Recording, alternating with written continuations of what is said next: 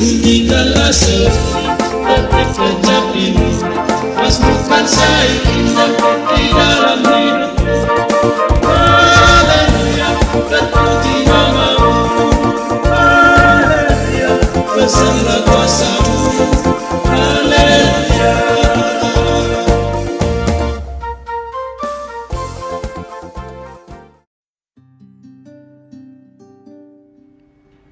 Shalom jemaat terkasih, sebelum memasuki ibadah, marilah kita cermati panduan ibadah online berikut ini.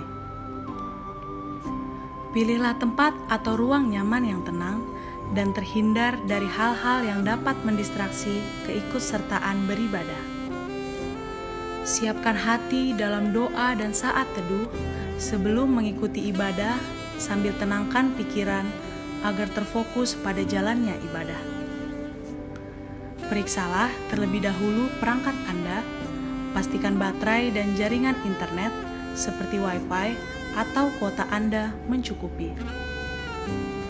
Selama ibadah berlangsung, jagalah ketenangan dan ketertiban.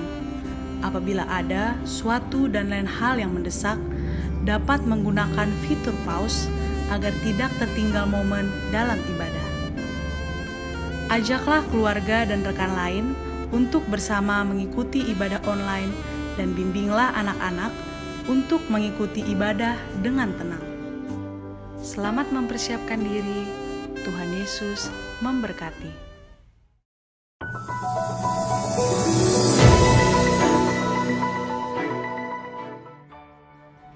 Umat Tuhan dapat memberikan persembahan melalui transfer bank ke Bank BRI dengan nomor rekening 0126 01 01 35 62 508 atas nama GPIB Sola Gracia. Persembahan juga dapat dikumpulkan dengan memasukkan ke dalam amplop masing-masing dan mengantarkan langsung ke kantor gereja, serta memasukkannya pada kotak yang telah disediakan pada hari Selasa sampai dengan Sabtu pukul 10.00 sampai 16.00 WITA. Umat Tuhan juga dapat memberikan donasi pembangunan gedung gereja melalui transfer bank ke Bank BNI dengan nomor rekening 5858 090 902 atas nama Panitia Pembangunan Gedung GPIB Sola Gracia. Informasi lebih lanjut dapat dilihat pada kolom deskripsi yang terletak di bagian bawah video ini, serta sosial media gereja di Facebook GPIB Sola Gracia Batu Licin atau channel YouTube GPIB Sola Gracia Batu Licin. Selamat beribadah.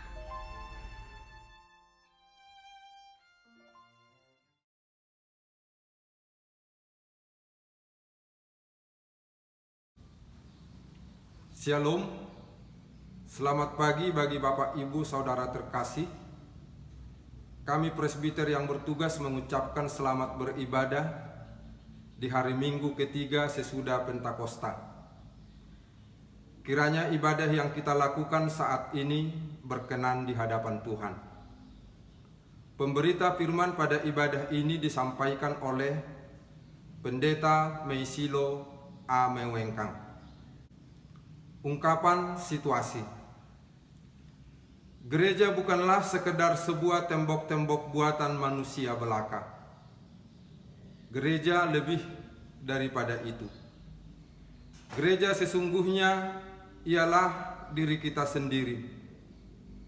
Jiwa dan raga kita ialah tempat Kristus yang penuh kasih berdiam diri. Dengan demikian, hendaknya sebagai gereja kita mampu memancarkan kasih Kristus dimanapun, kemanapun, dan kepada siapapun.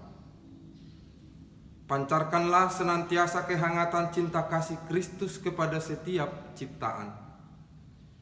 Di bulan Pelkes GPIB saat ini, marilah kita menjadi berkat bagi banyak orang dengan terus menyuarakan Injil Kristus melalui karya pelayanan sebagai gereja. serta menjadi gereja yang tidak egois, yang hanya memikirkan dirinya sendiri, melainkan gereja yang misioner. Kiranya GPIB terus hadir menabur kasih yang menumbuhkan sukacita dan harapan mulai dari kota hingga ke pelosok desa. Biarlah GPIB melalui pos-pos pelkesnya menjadi perpanjangan tangan Kristus yang telah merangkul di tengah situasi dan kondisi yang berat dan sulit saat ini. Sebab melalui kasih sesungguhnya harapan tidak akan pernah hilang.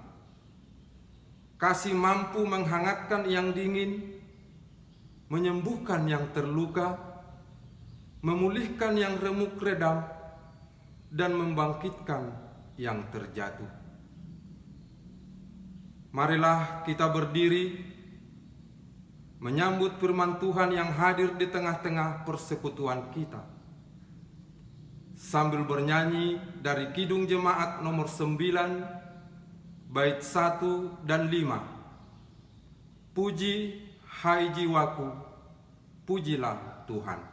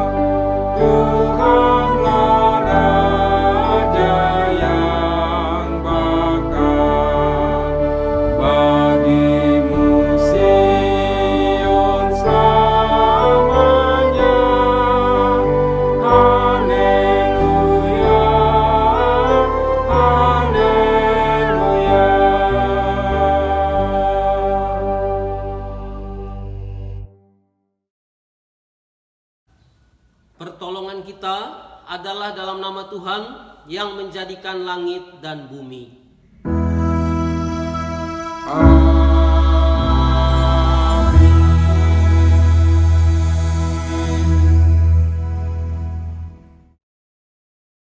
Nas pembimbing dari Rut pasal 1 ayat 8b. Tuhan kiranya menunjukkan kasih-Nya kepadamu seperti yang kamu tunjukkan kepada orang-orang yang telah mati itu dan kepadaku. Terimalah salam rasuli. Kasih karunia dan damai sejahtera dari Allah Bapa kita dan dari Tuhan Yesus Kristus menyertai kamu.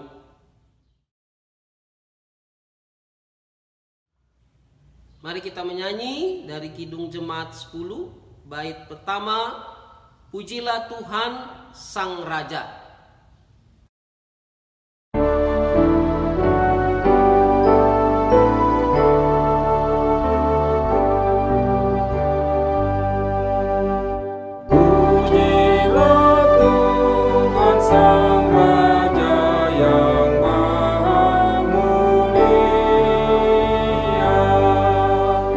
Segenap hati dan jiwaku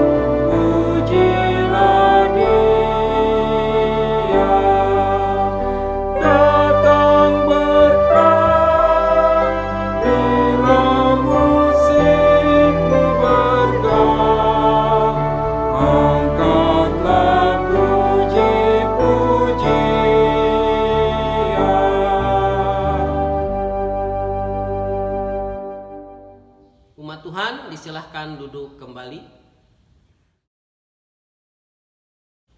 Jemaat, marilah mengaku akan dosa-dosa kita dengan perasaan yang sungguh-sungguh menyesal dan malu, dan dengan penuh kerendahan hati, mari berdoa.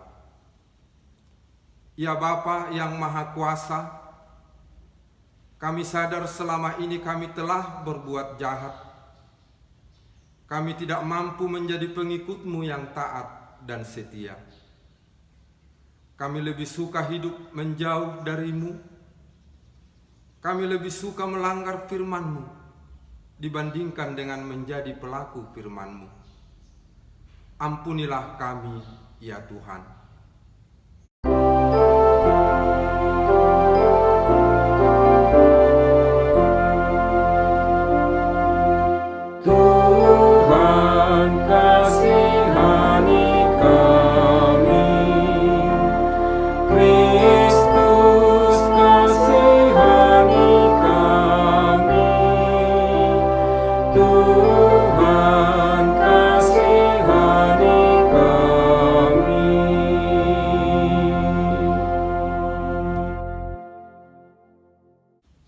Ya Tuhan, kami belum mampu menjadi pembawa damai sejahtera-Mu di tengah-tengah dunia tempat kami berada.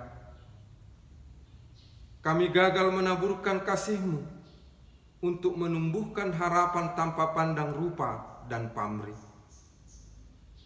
Kami sadar akan keegoisan kami. Kami sadar selama ini kami hanya hidup untuk diri sendiri.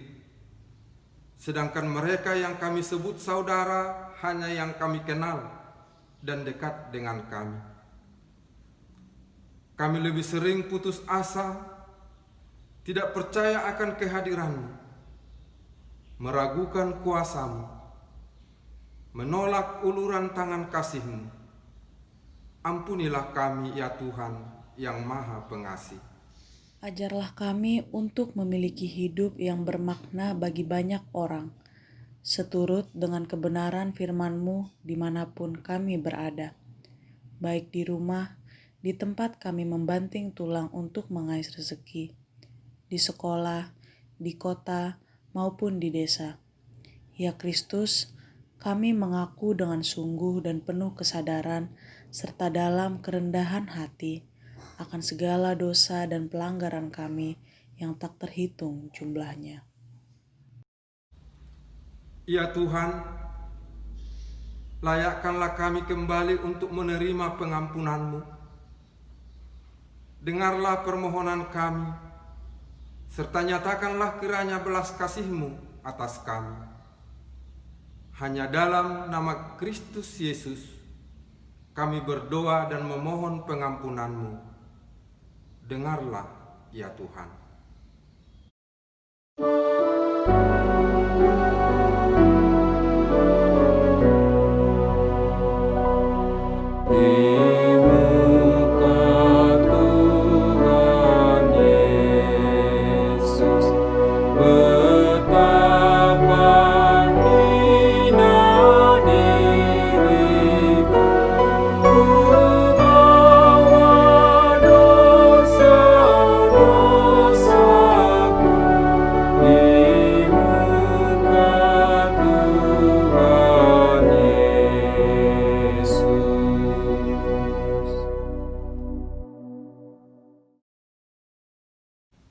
Kepada setiap orang yang telah mengaku dosa dan bertobat, disampaikan berita anugerah pengampunan seperti yang tertulis dalam Daniel 9 ayat 9 sampai 10.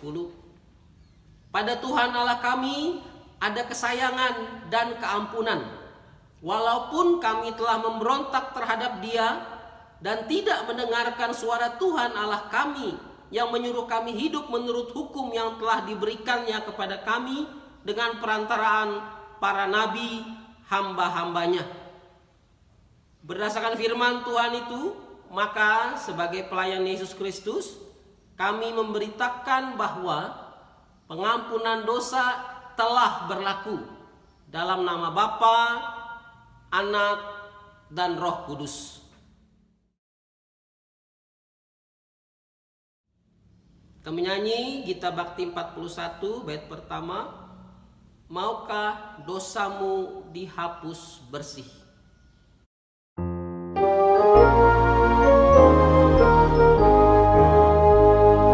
Maukah dosamu dihapus bersih, besar kuasanya darah Tuhan. Kau kan menang dari kuasa gelap, ajaib kuasa darah Tuhan. Ada kuasa dalam darahnya, anak domba Allah. Ada kuasa dalam darahnya, darah anak domba Allah.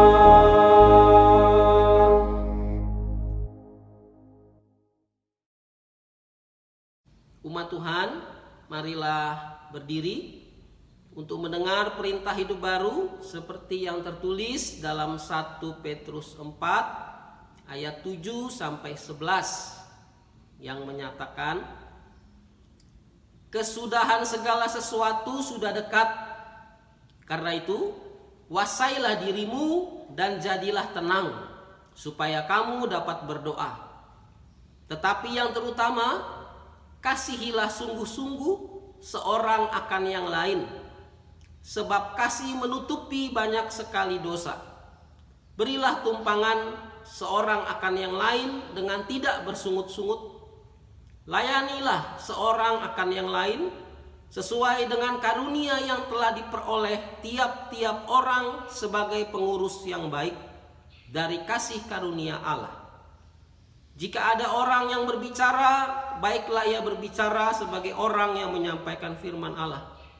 Jika ada orang yang melayani, baiklah ia melakukannya dengan kekuatan yang dianugerahkan Allah, supaya Allah dimuliakan dalam segala sesuatu karena Yesus Kristus. Ialah yang mempunyai kemuliaan dan kuasa sampai selama-lamanya. Amin. Demikianlah perintah hidup baru. Roh Kudus menolong kita mewujudkan kemuliaan Allah dalam seluruh hidup dan kesaksian kita di dunia.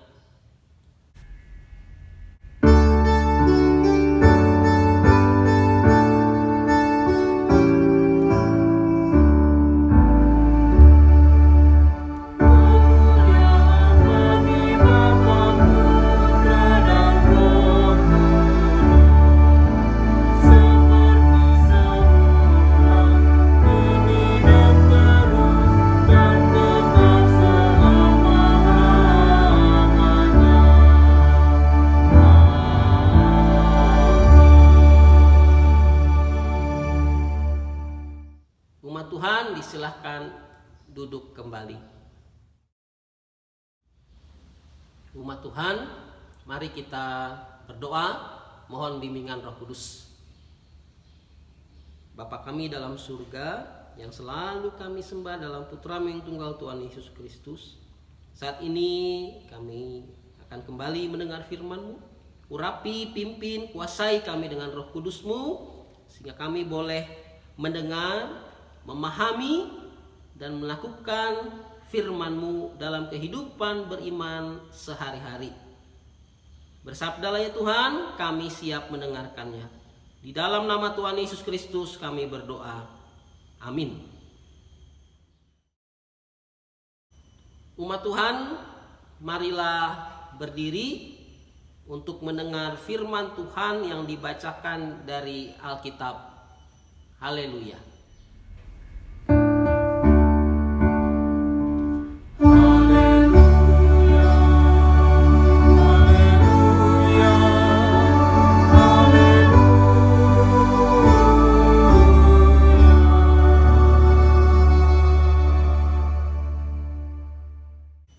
Firman Tuhan hari ini terdapat dalam kitab Rut pasal 1 ayat 1 sampai 14 yang menyatakan, pada zaman para hakim memerintah ada kelaparan di tanah Israel. Lalu pergilah seorang dari Betlehem Yehuda beserta istrinya dan kedua anaknya laki-laki ke daerah Moab untuk menetap di sana sebagai orang asing.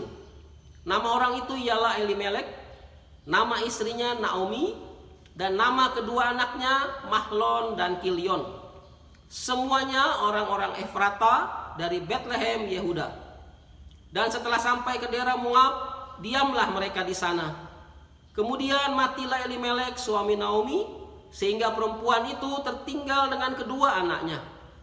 Keduanya mengambil perempuan Moab, yang pertama bernama Orpa, yang kedua bernama Rut, dan mereka diam di situ kira-kira 10 tahun lamanya. Lalu matilah juga keduanya, yakni Mahlon dan Kilion, sehingga perempuan itu kehilangan kedua anaknya dan suaminya. Kemudian berkemaslah ia dengan kedua menantunya, dan ia pulang dari daerah Moab.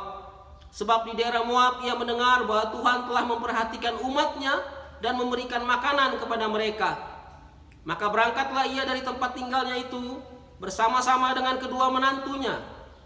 Ketika mereka sedang di jalan untuk pulang ke tanah Yehuda, berkatalah Naomi kepada kedua menantunya itu, "Pergilah, pulanglah masing-masing ke rumah ibunya. Tuhan kiranya menunjukkan kasih-Nya kepadamu seperti yang kamu tunjukkan kepada orang-orang yang telah mati itu dan kepadaku. Kiranya atas karunia Tuhan kamu mendapat tempat perlindungan masing-masing di rumah suaminya." Lalu diciumnyalah mereka, tetapi mereka menangis dengan suara keras dan berkata kepadanya, "Tidak, kami ikut dengan engkau pulang kepada bangsamu." Tetapi Naomi berkata, "Pulanglah anak-anakku, mengapakah kamu turut dengan aku? Bukankah tidak akan ada lagi anak laki-laki yang kulahirkan untuk dijadikan suamimu nanti? Pulanglah anak-anakku, pergilah, sebab sudah terlalu tua aku untuk bersuami. Seandainya pikirku ada harapan bagiku, dan sekalipun malam ini aku bersuami, bahkan sekalipun aku masih melahirkan anak laki-laki, masakan kamu menanti sampai mereka dewasa? Masakan karena itu kamu harus menahan diri dan tidak bersuami? Janganlah kiranya demikian anak-anakku. Bukankah jauh lebih pahit yang aku alami daripada kamu? Sebab tangan Tuhan teracung terhadap aku." Menangis pula mereka dengan suara keras. Lalu Orpa mencium mertuanya itu minta diri, tetapi Rut tetap berpaut padanya. Demikianlah firman Tuhan. Hendaklah sabda Kristus dengan segala kekayaannya menetap di antara kita, dan ucaplah syukur kepada Allah.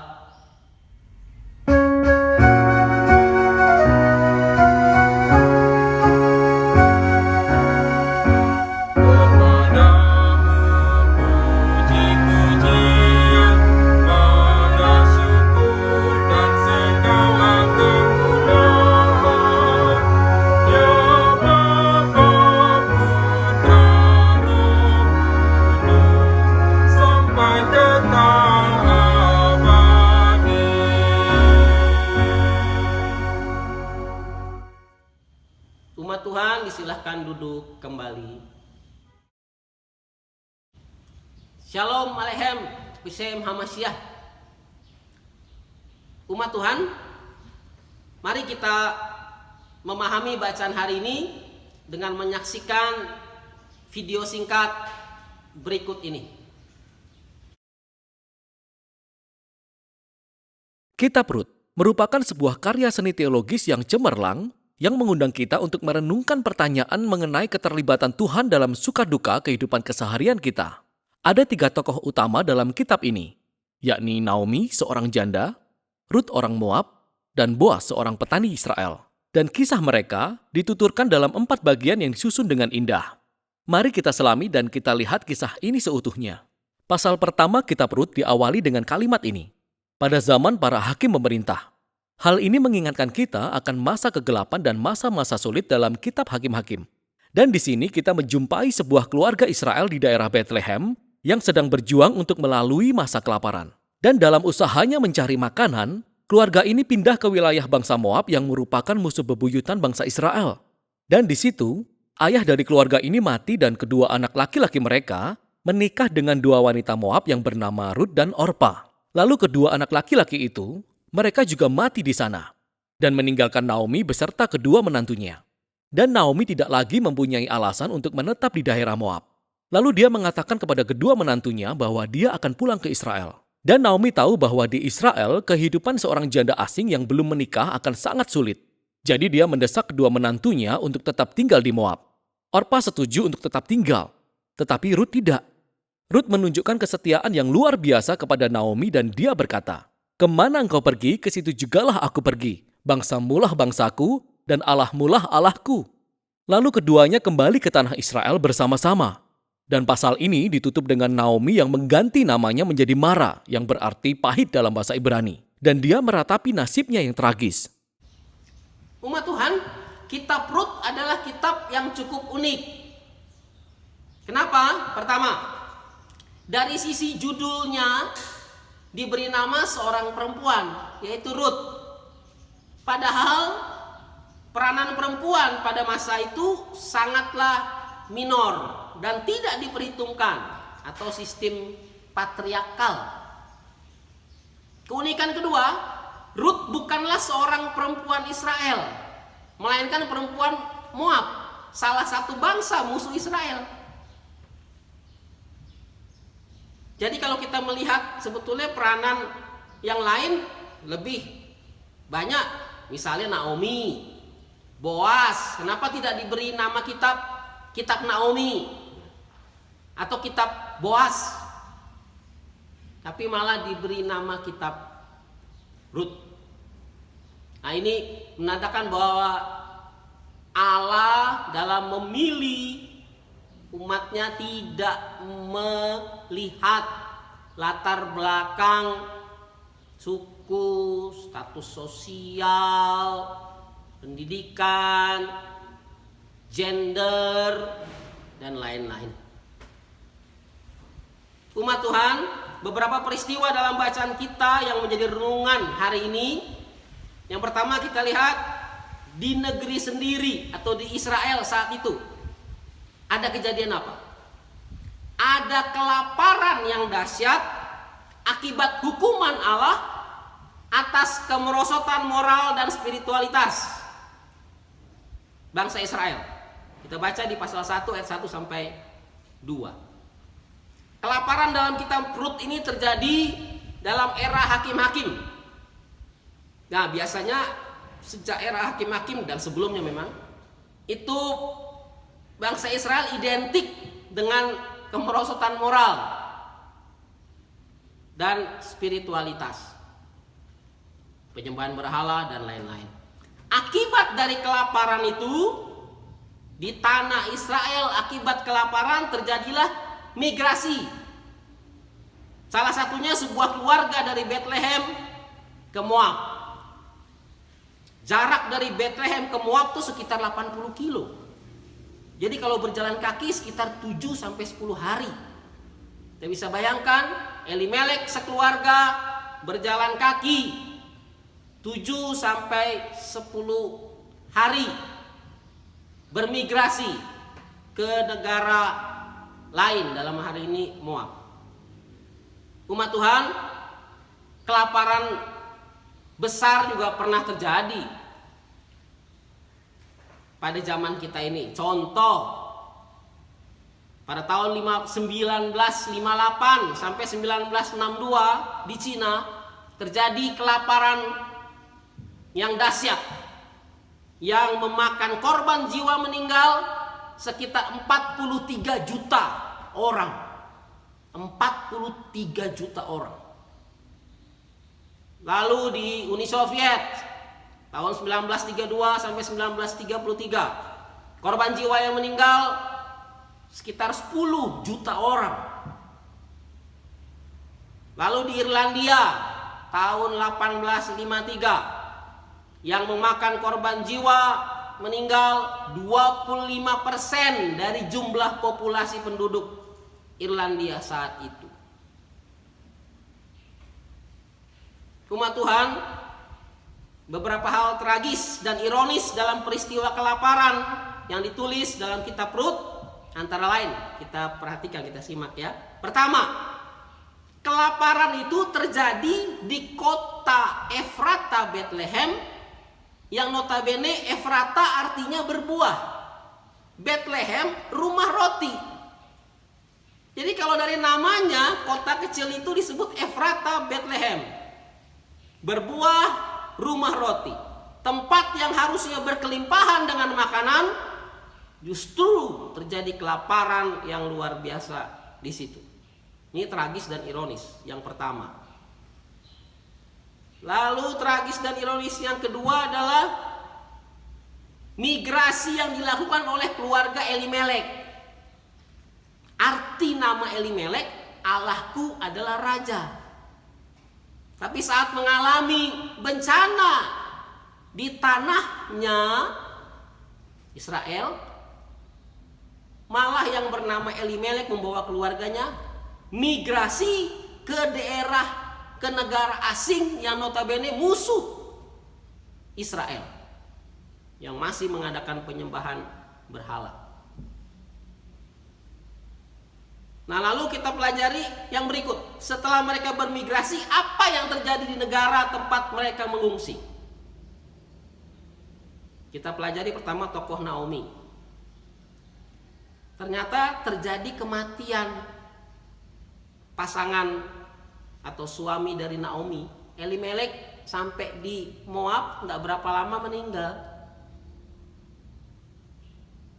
Dan 10 tahun lebih kurang, 10 tahun kemudian kedua anaknya meninggal juga, Mahlon dan Kilion.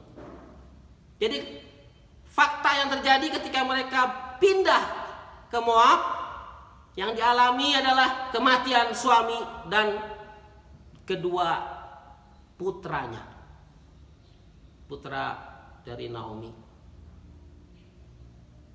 Itu fakta di Moab.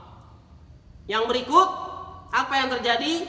Naomi setelah kejadian meninggal suaminya, meninggal kedua putranya, Naomi merasa ditinggalkan oleh Allah. Sikap Naomi kita lihat ya. Dan menganggap Allah yang mendatangkan malapetaka itu. Kita bisa lihat, baca di pasal 1 ayat 13, 20 dan 21. Naomi berkata begini di ayat 20 contoh. Tetapi ia berkata kepada mereka, kepada kedua menantunya, janganlah sebutkan aku Naomi. Naomi itu artinya keindahan. Bagus arti namanya. Tetapi sebutkanlah aku Mara. Mara itu artinya kepahitan. Jadi Naomi sendiri udah ganti nama. Nama Naomi, karena berbagai penderitaan itu dia minta namanya jangan dipanggil Naomi, Mara saja, yang artinya kepahitan. Ayat 20. Lalu di ayat 13 dikatakan Naomi merasa hidupnya lah yang paling malang dibandingkan orang lain.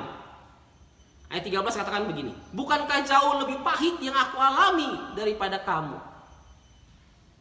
Itu sikap Naomi.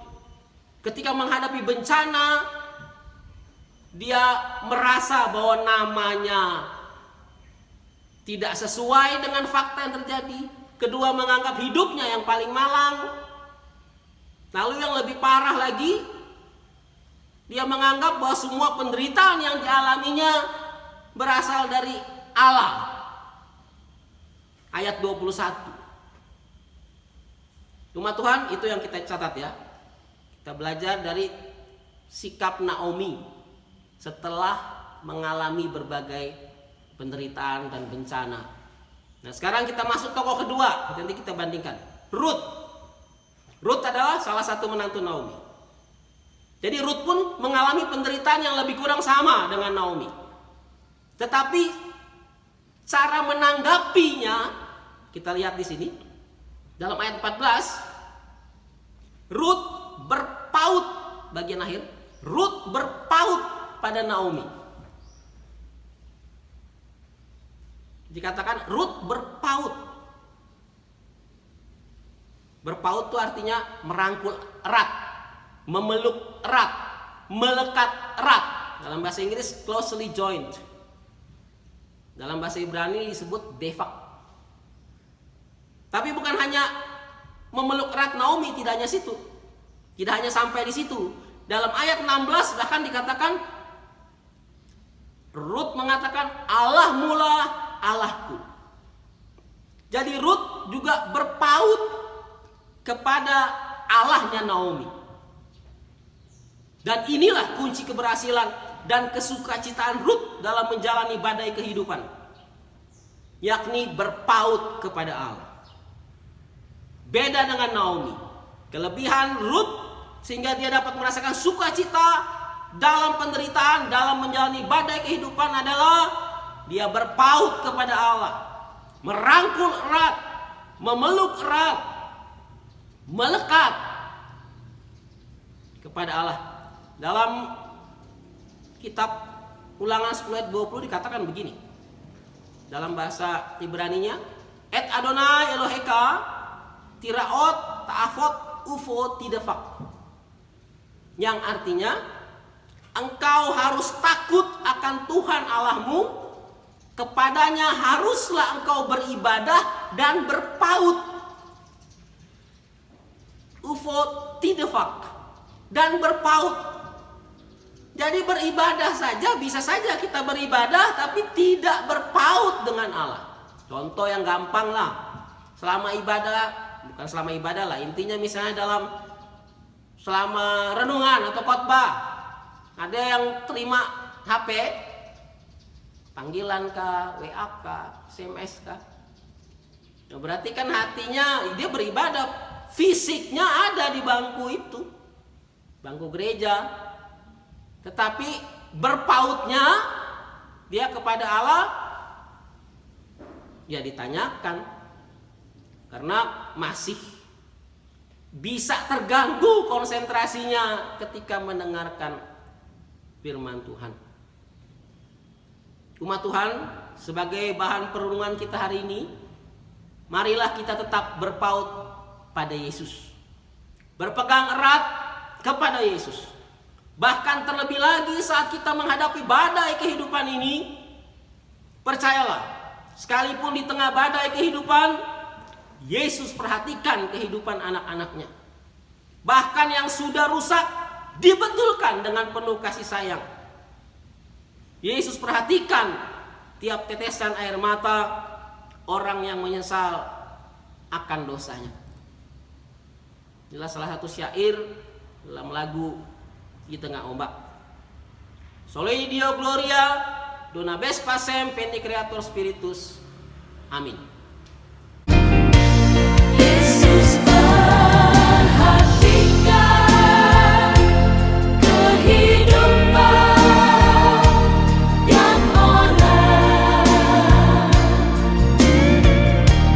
yang sudah rusak dibetulkan dengan penuh kasih sayang. Yesus perhatikan tiap tetesan air mata. Dia mengenal hatimu yang penuh penyesalan dosa. Umat Tuhan, sebagai respon kita atas pewartaan sabda Tuhan, mari kita menyanyi dari Kidung Jemaat 178 bait pertama dan yang kedua, Karena Kasih-Nya Padaku.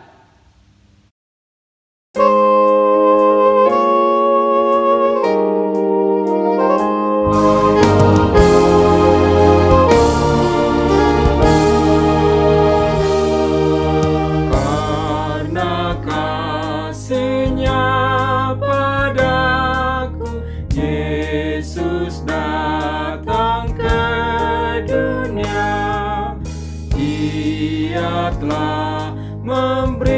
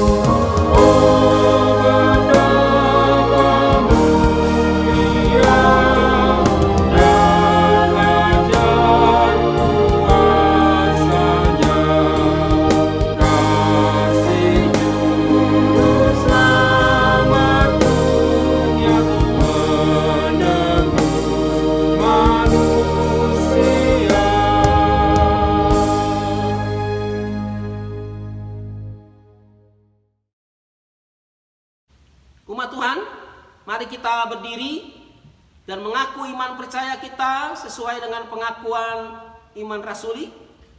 Dengan hati dan mulut masing-masing berkata, aku percaya kepada Allah, Bapa yang Maha Kuasa, Halik langit dan bumi, dan kepada Yesus Kristus, Anaknya yang tunggal Tuhan kita, yang dikandung daripada Roh Kudus, lahir dari anak darah Maria, yang menderita di bawah pemerintahan Pontius Pilatus, disalibkan, mati dan dikuburkan, turun ke dalam kerajaan maut.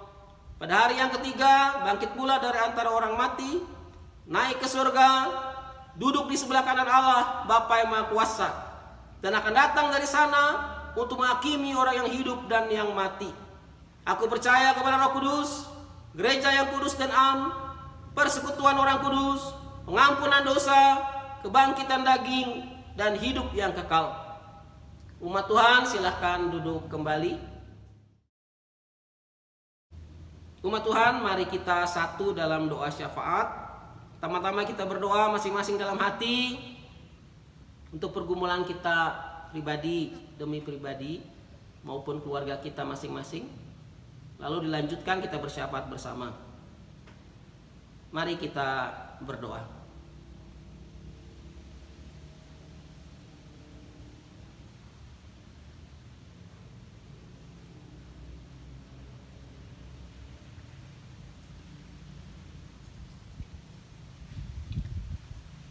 Ya Bapa, kami mohon kiranya Engkau berkenan mendengar dan mengabulkan permohonan dari setiap kami umat-Mu ini. Tetapi dengan keyakinan dan pengharapan, kami serahkan semua permohonan kami ini kepada kehendak-Mu yang terbaik bagi kami umat-Mu. Ya Bapa, saat ini kami akan memasuki suatu era baru, yakni new normal, era digitalisasi, homo digitalis. Mampukan kami sebagai umat-Mu untuk memasuki dan menjalani era new normal dengan keyakinan bahwa Engkau Bapa yang mengatur segala sesuatunya untuk kebaikan umat-Mu. Kami berdoa untuk Bapak Presiden Joko Widodo sampai kepada aparat pemerintahan di daerah pelosok pedalaman di seluruh Nusantara. Berikan mereka hikmat, kekuatan dan perlindungan-Mu ya Bapa. Berkati juga para medis yang terus berjuang untuk merawat dan mengobati pasien COVID-19. Juga berkati para peneliti yang berjuang untuk menemukan vaksin anti coronavirus. Berkati para fungsionaris Majelis Sinode dan para karyawan Sinode. Untuk GPIB Sola Gracia Batu Licin, Engkau berkati pelaksana harian Majelis Jemaat PMJ, para presbiter, pengurus unit misioner, panitia, warga jemaat di Batu Licin, di Pos Pelkes Tegalrejo, di Pos Pelkes Geronggang, para simpatisan, dan para pemirsa yang menonton program ini dimanapun mereka berada. Yang dalam pergumulan berat, Engkau beri kekuatan dan jalan keluar. Yang dalam kelemahan tubuh, Engkau beri pemulihan. Yang berulang tahun maupun ulang tahun pernikahan, Kau senantiasa berikan sukacita. Yang sedang dalam studi, Kau beri hikmat, kepandaian, agar dapat menyelesaikan studinya dengan baik tepat pada waktunya. Yang bekerja maupun yang memiliki usaha, Engkau berkati. Yang sedang mencari pekerjaan, berikanlah pekerjaan sesuai kemampuan yang Engkau berikan. Yang telah memberikan persembahan ucapan syukurnya untuk menunjang pelayanan gereja-Mu, Engkau berkati ya Tuhan. Terima kasih Bapa. Peliharalah kami dalam kasih Yesus Kristus, Tuhan dan Juru Selamat yang telah mengajarkan kami berdoa. Bapa kami yang di surga, dikuduskanlah nama-Mu, datanglah kerajaan-Mu, jadilah kehendak-Mu di bumi seperti di surga. Berikanlah kami pada hari ini makanan kami yang secukupnya, dan ampunilah kami akan kesalahan kami, seperti kami juga mengampuni orang yang bersalah kepada kami. Dan janganlah membawa kami ke dalam pencobaan, tetapi lepaskanlah kami daripada yang jahat.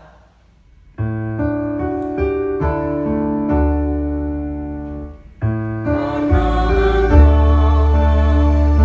yang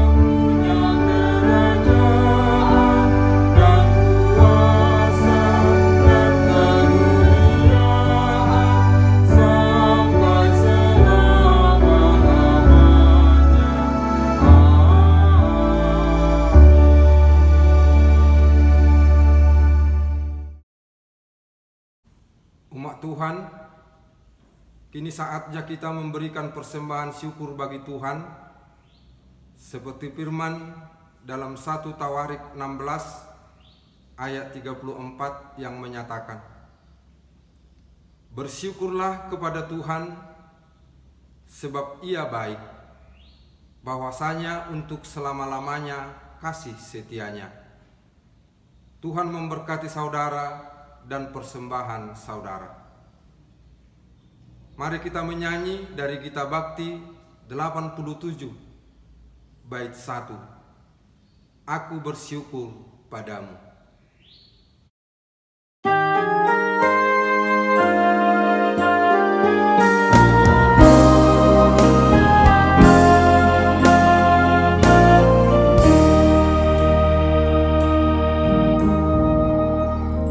Aku bersyukur padamu Tuhan atas karunia dan kasih-Mu. Seluruh jiwa, tubuh dan rohku ku persembahkan kepadamu. Ku bahagia, ku sukacita, ku ucap syukur selamanya.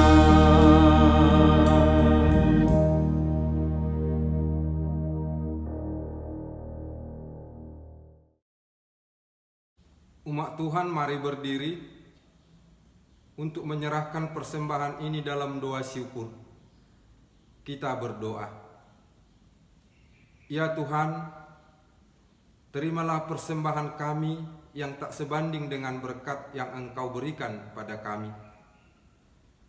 Sebab siapakah kami ini sehingga mampu memberikan persembahan seperti ini, jikalau bukan dari-Mu juga persembahan yang kami berikan ini.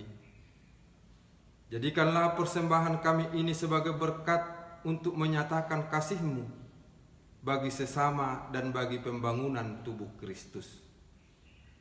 Hanya dalam nama-Mu Yesus kami berdoa.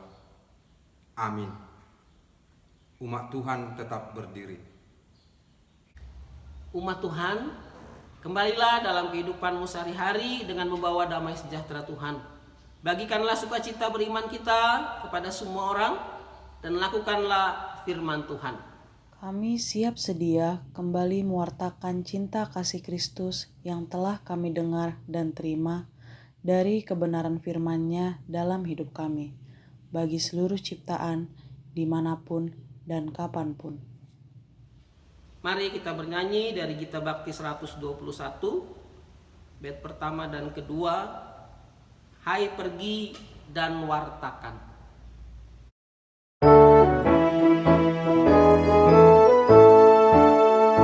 Hai pergi dan wartakan Injil Kristus dalam karya dan dalam kasih-Mu, baik di rumah, sekolah dan di kantor, juga di setiap waktu dan tempat. Bawa kasih dan bawa sukacita, panjang sabar serta lemah lembut. Itu sikap yang harus kau lakukan, karena Kristus nyata dalam hidupmu.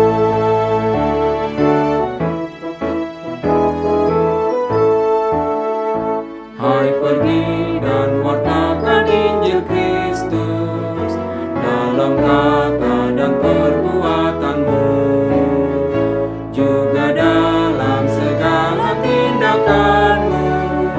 Jadikanlah firman Tuhan pandumu. Jangan takut tegakkan keadilan dan berani berkata yang benar. Jangan bimbang dan jangan kau khawatir, Roh Kudus membimbing dan menolongmu.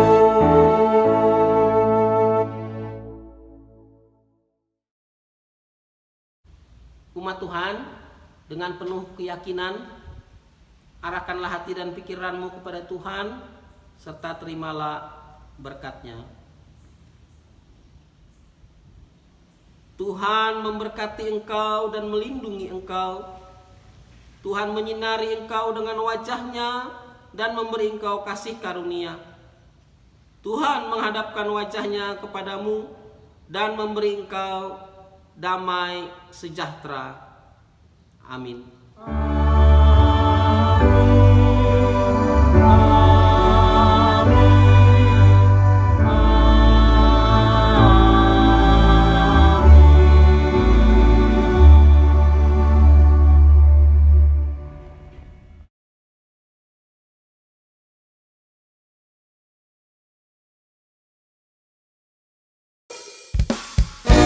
Tuhan